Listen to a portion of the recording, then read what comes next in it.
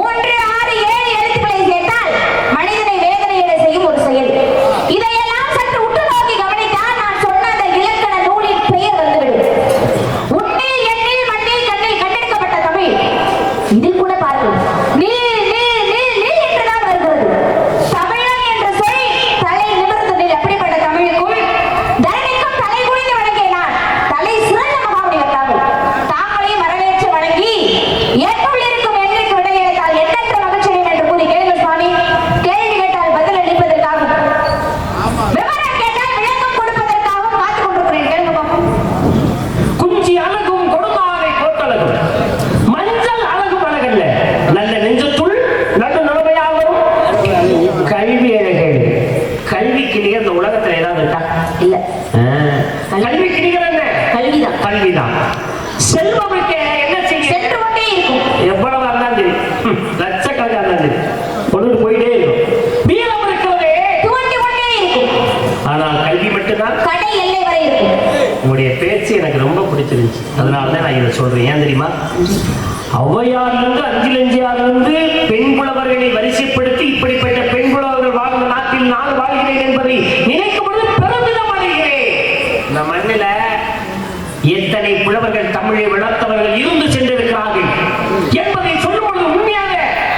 உள்ள அடிக்கிறமா நீங்க பேசணும் நினைச்சு இல்ல பாருங்க. கம்பர் இருந்தார், கவி சக்கரவர்த்தி என்று பேர் வாங்கியவர்.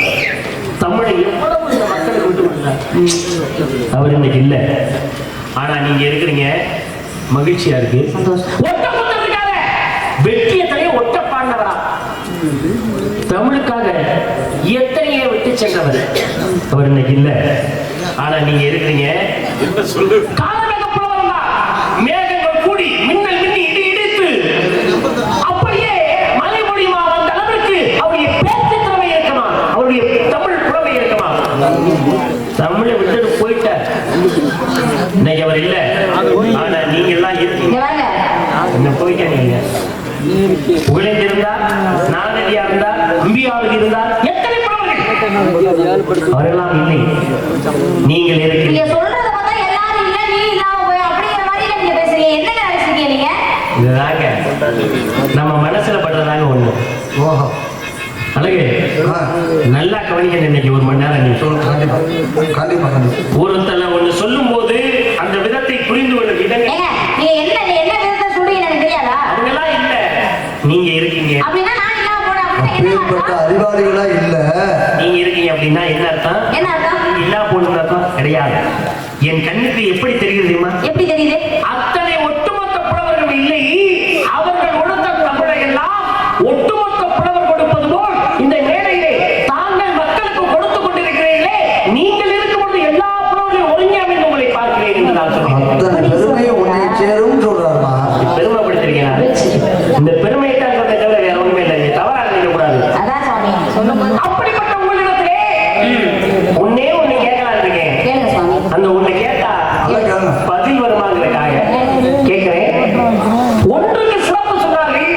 என்ன அப்படின்னா, இந்த உலகத்திலே ஒன்றுக்கு தான் சிறப்பு. ஒன்றே குலம் ஒருவனே தேவன் அப்படின்னு ஒண்ணுக்கு சிறப்பை வைத்தார்கள். இரண்டு மரபுகள் என்ன? தாய் வழி தந்தை வழி என்று சொல்லக்கூடிய இரண்டு மரபுகள்.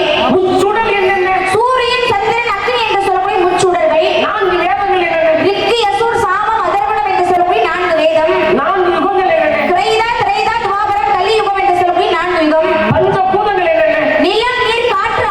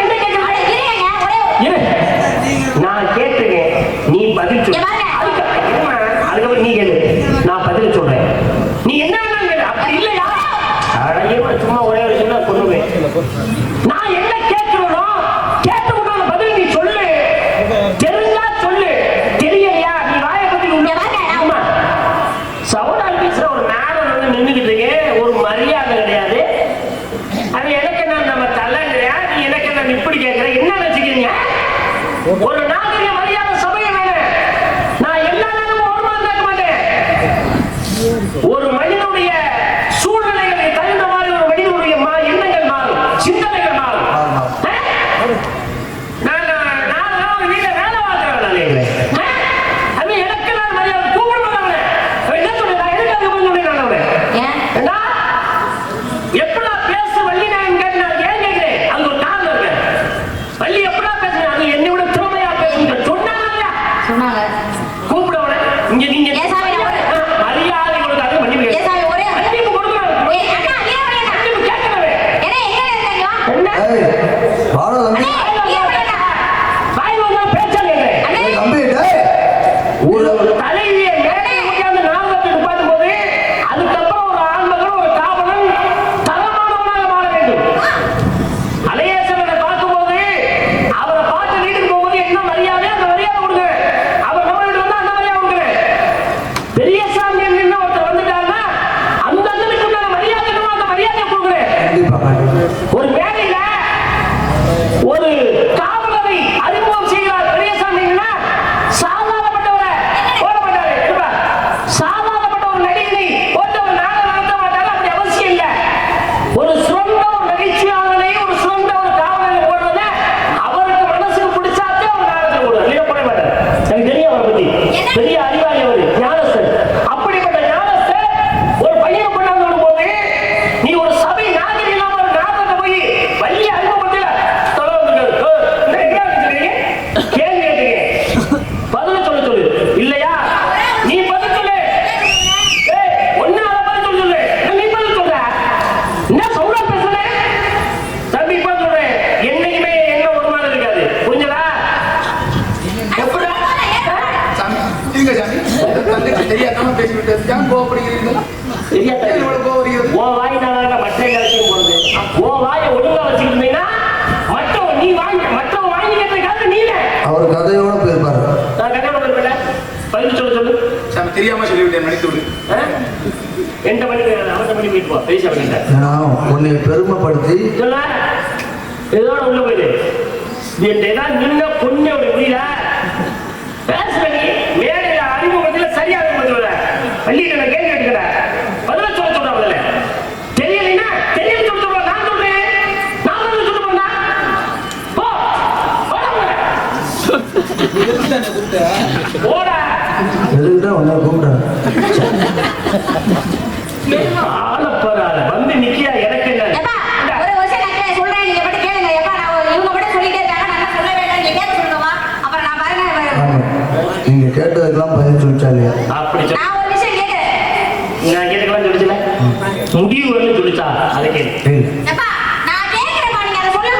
சொல்லுங்க. கேட்க சொல்லுங்க முதல்ல. என்ன சொல்ல நானும் கேட்கிறேன். எப்பா அங்க பாருங்க. நான் சொல்றேன். நீங்க கேளுங்க. இந்த ஒரு விஷயம் தான் கேட்கிறேன்னு சொன்னாங்க.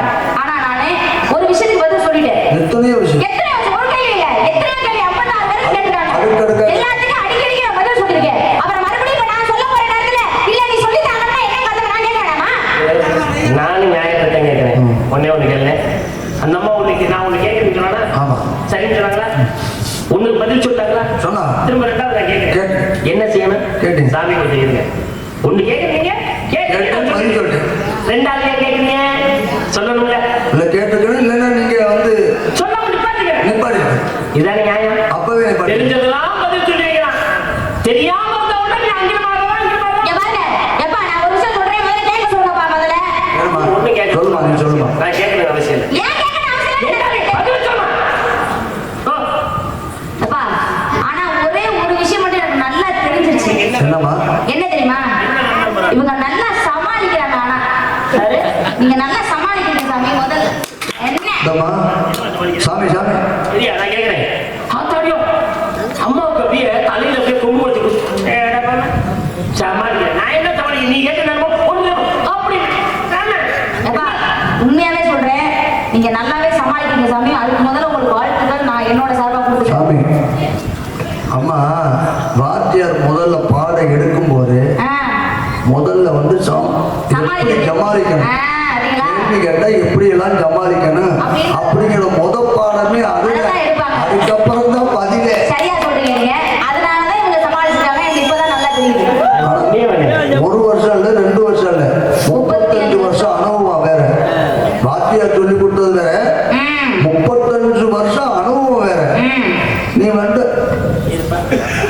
தெளிவா பேசுங்க சார். எனக்கு உண்மையாவே சந்தோஷமா இருந்தாங்க.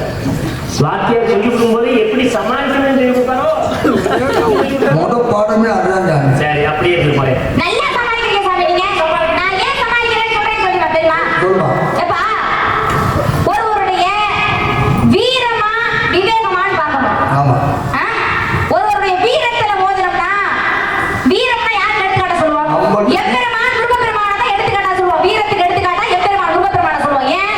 அவர் தான் உலகத்தை எல்லாம் சுற்றி வந்தார். ஒரு கணிக்காக உலகத்தையே சுற்றி வந்தார். ஒரு நொடியில மயில. அதனாலதான் வீரத்துக்கு எடுத்துக்காட்டா எம்பெருமான் முருகப்பெருமானை சொல்றேன். ஆனா விவேகத்துக்கு எடுத்துக்காட்டா சொல்ல போனோம்னா யாரை சொல்லலாம்? எம்பெருமான் முருகப்பெருமான். ஏன் அதை சொல்லலாம்? ஏன்? அவர் தான் தாய் தந்தை தான் உலகம், உலகம் தான் தாய் தந்தை அப்படின்னு அம்மா அப்பாவையே சுத்தி வந்து ஞானப்படத்தை பெற்றார். அதனால விவேகத்துக்கு எடுத்துக்காட்டு விநாயகப்பெருமானை சொல்லுவோம். ஆனா இன்னொரு விஷயம் தெரியுமா? ஒருவருடைய பலமா பலவீனமான்னு பார்க்கணும். ஒருவருடைய பலத்துல மோதணும் வச்சுங்களே எக்காரத்தை கொண்டு நம்ம ஜெயிக்கவே முடியாது. ஆனா ஒருவருடைய பலவீனத்துல மோதனம்னா நம்ம எக்காரத்தை கொண்டு கண்டிப்பா ஜெயிச்சிடலாம். ஆனா இந்த சாமியாருடைய பலவீனம் என்னன்னு எனக்கு எப்பவோ தெரிஞ்சிச்சு. எப்படிமா? ஏப்பா நான் ஒரு விஷயம் கேட்டேன். ஆனா அந்த விஷயம் என்னன்னே தெரியாத மாதிரி, நான் ஒண்ணுமே கேட்காத மாதிரி, ஒண்ணுமே இவங்களுக்கு தெரியாத மாதிரி இப்படி நிக்கிறாங்களே, இப்படி சொல்றாங்களே, அப்பனா சமாளிக்கிறது நான் சமாளிக்கிறேன், அவர் சமாளிக்கிறாரா? அது சரிதான். இருக்க வேண்டியது. என்ன நீ என்ன நீ என்று கேட்ட நீ என் உங்கள்ட்ட நான் விஷயமே கேட்கலையா? இந்த பொய் சொல்ற வேலை இருக்காது. நான் எதுக்கு நான் போய் சொல்ல போறேன்? நீ என்ன மாதிரி என்கிட்ட கேள்வி நான் ஒரு விஷயம் கேட்டேன். அந்த விஷயத்தை என்னன்னே தெரியாம கட்டுக்காம போயிட்டு உடனே வெளியே போயிட்டாங்கன்னு அர்த்தமா? சத்தியமா நீ இந்த கேள்வி கேட்க மட்டும் சொல்லுமா? ஆமா சத்தியமா தான் கேட்டேன். சத்தியமா நீ இந்த கேள்வி கேட்டேன். கேள்வி கேட்கறேன். கேட்டேன் இல்ல? நீ இந்த கேள்வி கேட்டியா? ஆமா. நம்ம இந்த கேள்வி கேட்டுச்சானே கேட்டுச்சா? இல்ல. கேள்வி. இந்த சரி இருங்க. நான் நீங்க சொல்லுங்க. இல்ல. நீங்க எல்லாரும் நானா பாத்தீங்கல. நான் கேள்வி ஒண்ணு உங்கள்ட்ட கேட்டனே கேட்கல. பாட்டுல வந்து கேள்வி கேட்டீங்க. ஐயா மேயர் ஆஹா. மேயர் மட்டும் கட்டு மாடு கட்ட மாதிரி கெடுப்புறா படி அனுப்பல. சொல்லுங்க நீங்க எல்லாரும் நானா பாத்தீங்கல. பாட்டிலே இருக்கிற நீ பாட்டுல கேட்டதே இருக்குது. நீ எந்த பாட்டுல கேட்கறது தெரியல. இந்த அம்மா என்ன கேட்டுன்னு கேட்டுச்சுல எல்லாரும் சொல்றாங்க. நீ உன்னை தவிர பதில் சொல்லிட்ட எல்லாரும். எல்லாருமே கவனிச்சுட்டு தானே இருக்கீங்க. நான் கேள்வி ஒண்ணு கேட்டனா கேட்கலையா உங்ககிட்ட? சொல்லுங்க நீங்க சொல்லுங்க. கேள்வி கேட்கிறேன்னு சொன்னீங்க. ஆனா அதுக்கு வந்து நீங்க என்ன கேட்க விடலாம். இல்ல நான் கேள்வி கேட்டிருக்கேன். நீங்க எல்லாம் கவனிக்கிறீங்கல்ல? அப்ப நீங்க கவனிச்சீங்க கவனிக்கல. நான் கேள்வி கேட்டிருக்கேன். கவனிச்சேன். அதாவது என்ன கேட்டாங்கன்னா கேள்விங்கிறது நான் ஒரு கேள்வி கேட்கிறேன்னு கேட்டீங்க. அதுக்கு வந்து கேள்வி கேட்க விடலைங்கிறீங்க. சொல்லல நீங்க. நான் கேள்வி கேட்டிருக்கேன். அவர் கவனிக்காம இருக்காரு. ஐயா நீங்க கவனிக்காம இருக்கீங்க. சரி மற்ற எல்லாரும் கவனிச்சிருப்பீங்க. உங்களுக்கு தெரியல. கேள்வி கேட்கல தம்மா இந்த இவங்கள்ட்ட நான் கேள்வி கேட்கலையா? நீங்க எல்லாரும் கவனிச்சீங்களா கவனிக்கலையா? எனக்கு தெரியும். உண்மையாவே நீங்க வேற கவனிச்சீங்க. ஒண்ணும் இல்லம்மா. நீங்க அவங்கள கேள்வி கேட்க போறீங்கன்னு அவங்களுக்கு தெரியல. இல்ல ஏதோ நானும் பாக்குறாங்க. கேள்வி கேட்கறேன்னு நான் சொல்லலங்க. நான் கேள்வி கேட்டு முடிச்சிட்டேன். நான் கேட்ட கேள்விக்கு ஒரு பதில் சொல்லாம தான் இருக்காங்க. இன்ன வரைக்கும் அப்படி ஒரு விஷயமே நடக்காத மாதிரி இருக்காங்க. நீங்க கண்டுபிடிச்சீங்க. நான் யாரு சொல்றீங்க? நீங்க ஏன் கண்டுபிடி தான் நிக்கிறீங்க? அதுதான் எல்லா முன்னாலேயுமே நாங்க இருக்கோம். அம்மா கேள்வி கேட்கல அவங்க தடுத்துட்டாரு. கேள்வி கேட்க போறேன். எல்லாம் பண்ணுவீங்க. எல்லாரும் கண்டுபிடிச்சிருக்கீங்க. நான் எவ்வளவு பெரிய வெற்றியாளன், எவ்வளவு பெரிய நிரபராதி என்பதை மக்கள் மத்தியில் ஒரு குற்றவாளியை நிரபராதியாக ஆக்குறது எந்த வகையிலும் நியாயமே கிடையாது. ஏப்பா சாமிகள். ஒரு குற்றவாளியை நிரபராதி ஆக்குறது எந்த வகையிலுமே நியாயம் கிடையாது. எல்லாரும் அநியாயம் பண்றீங்க. இதெல்லாம் நல்ல கிட்ட பாத்தீங்க சொல்லுங்க. அம்மா என்ன ஆமா என்னப்பா அவங்கள வந்து தப்பா சொல்லணும். ஏப்பா அம்மா அவங்க 1000 சிந்தனைகள் இருக்கா. நம்ம ஒரே குறிக்கோள். நீ என்ன சொல்ற? நீ வந்து என்னை கேள்வி கேட்கல. என்ன கேள்வி கேட்டீங்க? அதான் நான் சொல்லவா? சொல்லு. அவங்க ஆமான்னு சொன்னா நான் சொல்லுவேன். சரி நான் கேட்கிற கேள்வி இந்த கேள்வி தான் நான் கேட்டேன்னு சொல்றேன். ஆமாவா இல்லையா மட்டும் நீங்க சொல்லுங்க. 7 எழுத்துக்களை கொண்ட ஒரு இலக்கண நூல். 1, 4, 5 எழுத்துக்களை சேர்த்தால் மனிதன் அறியும் ஒரு அணிகலன். 3, 4, 5 எழுத்துக்களை சேர்த்தால் மக்கள் குடிக்கும் ஒரு பானம். 3, 6, 7 எழுத்துக்களை சேர்த்தால் மனிதனை வேதனை அடைய செய்யும் ஒரு செயல். இதையெல்லாம் கொஞ்சம் சற்று உற்று நோக்கி கவனித்தால் நான் சொன்ன அந்த இலக்கண நூலின் பெயர் வந்துவிடும் அப்படின்னு சொன்னேன். புரியுதா?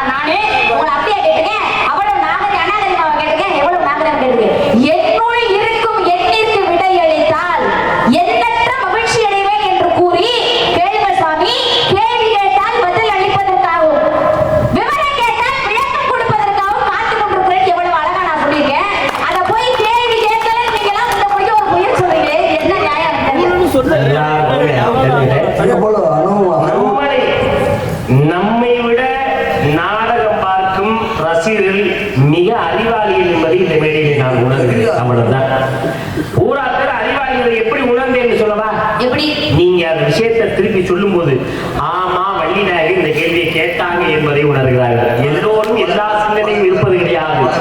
எல்லா பேரும் என்னன்னா பேசிட்டு போவாப்பா, முடிச்சுட்டு போவாப்பா, நான் புரிய ஒரு பாடலை நினைச்சுக்கிட்டு இருந்தாங்க. ஆனா இன்னைக்குதான் கவனிச்சிருக்காங்க இவ்வளவு அழகா வள்ளிநாயகம் கேட்டு இருக்கிறது என்பதை தெளிவாக தெரிந்திருக்கிறாங்க. அந்த வகையில் நான் மக்களிடத்திலே மக்களை நான் பாராட்டுகிறேன், அவர்களை தடை வணங்குகிறேன். நான் மக்களுக்காக ரசிகர்களுக்காக வணங்குகிறேன். நன்றி, உங்கள் அனைவருக்குமே நன்றி. ஆனா இன்னொரு விஷயம் நல்லா கவனிக்கணும். இங்க பாரு, நான் நீ பேசுறப்ப நான் எவ்வளவு பொறுமையா அழகா இருந்து கேட்க தெரியுமா? அதான் அறிவாளி. இடையில நான் அங்கிட்ட நோண்டி பேசுறது, இங்கிட்ட நோண்டி பேசுறது, இந்த மாதிரி கூத்த கெடுக்கிறது எல்லாம் அவங்க முட்டா படத்தை அப்படி பண்றாங்க. அதனால நான் சொல்றது போல என்னன்னா, தெளிவா நீங்க ஒரு விஷயத்த சொன்னீங்க.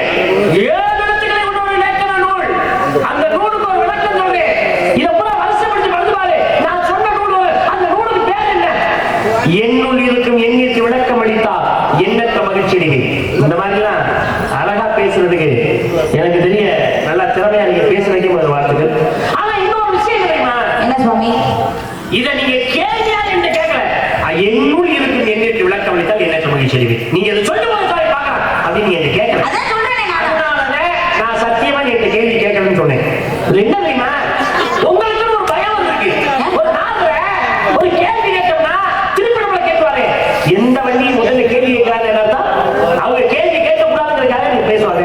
ஐயா இப்ப மற்றவங்களை நோண்டி பேசாது. நீ ஒரு ஆள் கேட்கக்கூடாது, எல்லாம் கவனிக்கிறாங்க. தயவுசெய்து கேட்கிறேன். ஒரு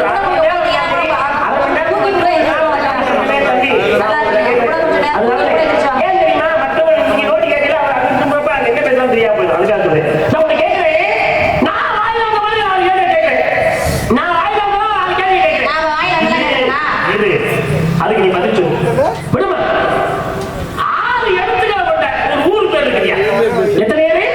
6 எழுத்துக்களை கொண்ட ஒரு ஊர் பேர் இருக்குது.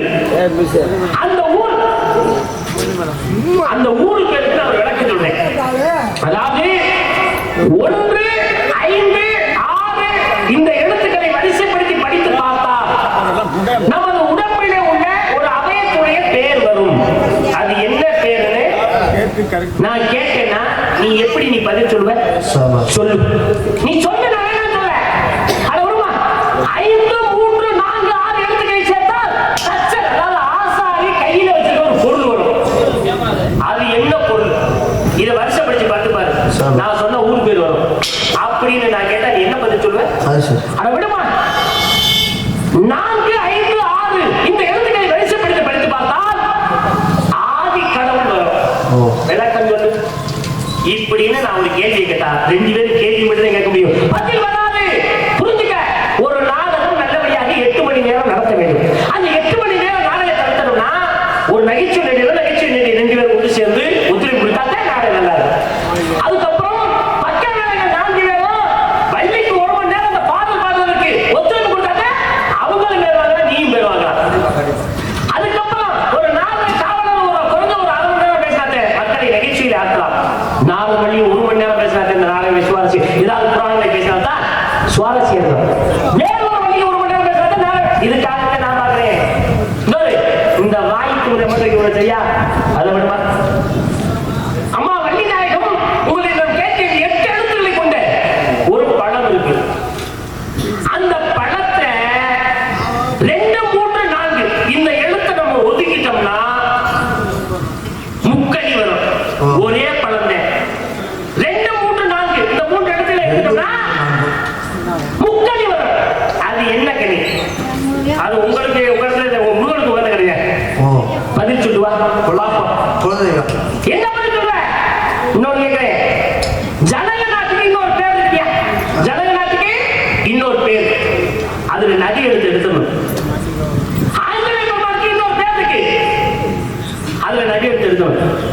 ஆதிவாசிக்கு இன்னொரு பேர் இருக்கு. நதி எடுத்துடணும். ஒரு பெண்ணை திருமணம் முடிச்சு விட்டா ஒரு பேர் இருக்கு. நதி எடுத்துடணும். நம்ம உடம்பில் இருக்கக்கூடிய 5 புலன்ல ஒரு புலன் இருக்கு. நதி எடுத்துடணும். ராகங்களுக்கு ஒரு ராகம் இருக்கு. நதி எடுத்துடணும். இதெல்லாம் எழுதி நதி எடுத்த பூரா வரிசைப்படி எழுதி படித்து பார்த்தா ஒரு பிரசித்தி பெற்ற ஊர் பேர் வரும். அது என்ன ஊர்? இப்படியெல்லாம் கேள்வி கேட்கலாம் வள்ளி. நான் வேணான்னு சொல்லல. இதனால நம்ம 2 பேர்களையும் உடனே சண்டை வந்து உடனே நாடகம் போயிடும். நீ அதை நான் சொல்லு. நான் சொல்லு.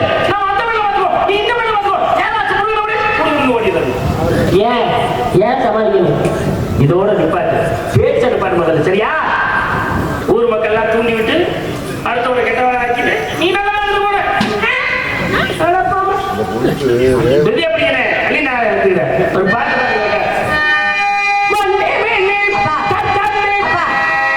ஒரே ஒரு என்ன என்ன இல்ல சுவாமி, 6 எழுத்துக்களை கொண்ட ஒரு பிரசித்தி பெற்ற ஊர்னு சொன்னீங்களே, கோவில் பட்டினு எழுதுனா கூட தான் 6 எழுத்து வருது. அதுக்காக கேட்கறதெல்லாம் பதில் சொல்லிட்டு முடியுமா?